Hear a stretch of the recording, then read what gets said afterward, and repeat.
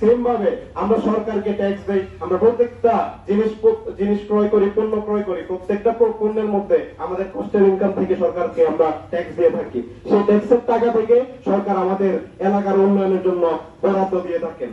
কিন্তু আমরা দেখতে পাই যে বেলাবো মনোহরদী আসন হওয়ার পর থেকে, মনোহরদীর শাসন আসার পর থেকে বেলাবো মনোহরদীর 2 উপজেলার উন্নয়নের নামে বরাদ্দ এনে শুধু মনোহরদীতে উন্নয়ন করা হচ্ছে। আমরা বেলাবোতে তেমন কোন লক্ষণীয় উন্নয়ন দেখতে পাচ্ছি না। আমাদের বেলাবো উপজেলা সকল ক্ষেত্রে পিছিয়ে, কিন্তু আমরা সেই গোলামির বেরি আর পড়ে থাকতে রাজি না। আমরা বেলাবাসী সোচ্চার, বেলাবাসী নিজের অধিকার আদায়ে রাজপথে নেমেছি। যতদিন না পর্যন্ত আমাদের এই দাবি বাস্তবায়ন হবে, ততদিন পর্যন্ত আমরা রাজপথ ছাড়বো না। আমরা আজকে আপনাদের মাঝে এসেছি। আমরা পুরা বেলাবো যতগুলো মূল পয়েন্ট আছে প্রত্যেকটি পয়েন্টে আমরা যাব এবং আমাদের এই দাবির কথা জানাবো। আমরা এই জুলাইয়ের মাসব্যাপী আমাদের এই প্রচারণা চালাবো।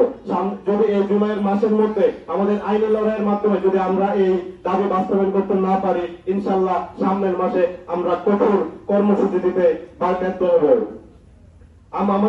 আমরা আপনাদেরকে জানাবো আমরা কখন আমাদের এই কর্মসূচি দিব।